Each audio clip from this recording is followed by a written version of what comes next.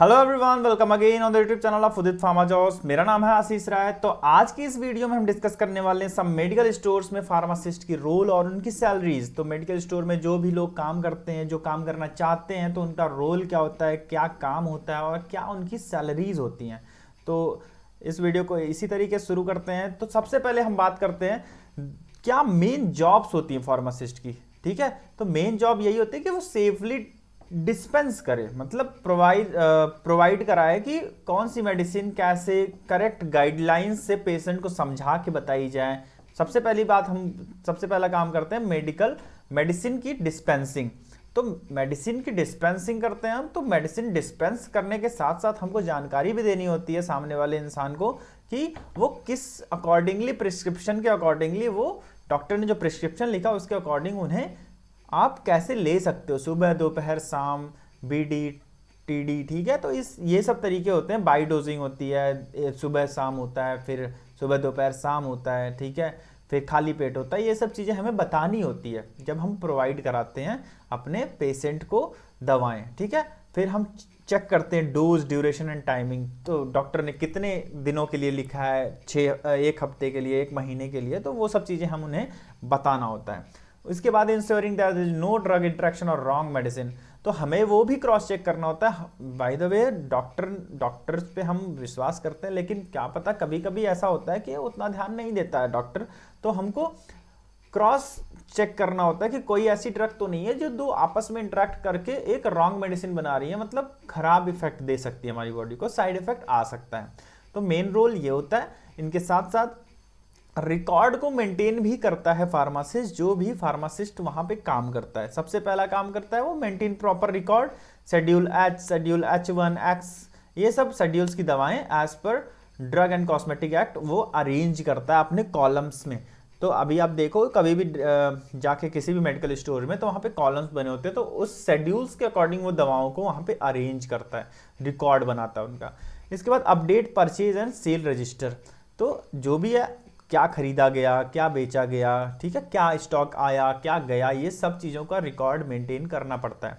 इसके बाद expired medicine को अलग रख दो, carry out the return process. जैसे एक्सपायर होता है वो चीज़ों को वापस जहाँ से परचेज की हो आप वहाँ वापस कर सकते हो। तो ये सब रोल्स होते हैं जो कि एक फार्मासिस्ट एक मेडिकल स्टोर में काम करने वाला करता है। इसके बाद करें हम पेशेंट काउंसलिंग की बात। जैसे मैंने बोला कि कैसे दवाएं आप लेना है आपको, वो ये सब चीज़ें फार्मासिस्ट करता है। जैसे explain to patient how to take their medicine, कैसे लेगा, सुबह दोपहर शाम, द पॉसिबल साइड इफेक्ट्स क्या हो सकते हैं, एंड स्टोरेज इंस्ट्रक्शन। कुछ दवाएं ऐसी होती हैं जो अंडर फ्रिज रख के हम इनटेक करते हैं। ठीक है, इसके बाद guide them specially in the use of antibiotic, insulin, blood pressure and diabetic medication. तो अच्छे से गाइडेंस देनी होती है कि एंटीबायोटिक की दवाएं आप कैसे लोगे, इंसुलिन कैसे आपको शॉट्स लेने हैं, ब्लड प्रेशर की दवाएं किस हिसाब से लेनी है, फिर डायबिटीज़ की मेडिकेशंस कैसे कैसे आपको लेने हैं। तो ये पेशेंट काउंसलिंग का काम भी होता है फार्मासिस्ट का। इसके बाद अगला रोल जो होता है स्टॉक एंड इन्वेंट्री मैनेजमेंट। तो जो स्टॉक आ रहा है और इन्वेंट्री जहाँ पे चीज़ें रखी जा रही हैं, तो वहाँ भी उन्हें चेक करना होता है कि स्टॉक ऑफ मेडिसिन है क्या क्या, शॉर्टेज तो नहीं पड़ गई, एक्सपायरी डेट्स की तो दवाएं नहीं है, अरेंज्ड है ना। इसके बाद place timely order from company distributor. तो अब कंपनी डिस्ट्रीब्यूटर टाइमली अपना काम कर तो रहा है ना, कि हमें जो दवाएं चाहिए मंथली वो दवाएं आ रही हैं, ये सब चेक करता है एक फार्मासिस्ट। फिर हम बात करते हैं लीगल कंप्लायंस की। The pharmacist must have valid drug license, जैसे कि रजिस्ट्रेशन होते हैं, जैसे आप डी फार्म या बी फार्म कर लेते हो। और registered pharmacist is required for the license. तो लाइसेंस आप ईजिली अवेलेबल है हर जगह पे। आप आजकल तो ऑनलाइन भी सिस्टम आया, तो आपको ईजिली रजिस्टर करके आप अपना लाइसेंस ले सकते हो। तो अगली बात करें हम एक्सपीरियंस क्या होता है। जैसे कि एक्सपीरियंस प्राइवेट मेडिकल स्टोर्स में या अपना खुद का मेडिकल स्टोर्स है। तो प्राइवेट मेडिकल स्टोर में मंथली एक्सपीरियंस होता है कि कितने मंथ आप काम किए, और ओन मेडिकल स्टोर तो प्रॉफिट बेस्ड होता है, वो अपने घर की दुकान है। ठीक है, अब हम फ्रेशर की बात करें जो डी फार्म से आते हैं, तो प्राइवेट मेडिकल स्टोर में 12 से 18,000 रुपये आप लगते हो। वहीं अगर ओन मेडिकल स्टोर है तो प्रॉफिट डिपेंड ऑन सेल, लगभग 20 से 1 लाख पर मंथ भी हो सकता है। ये पॉसिबल है, होता है।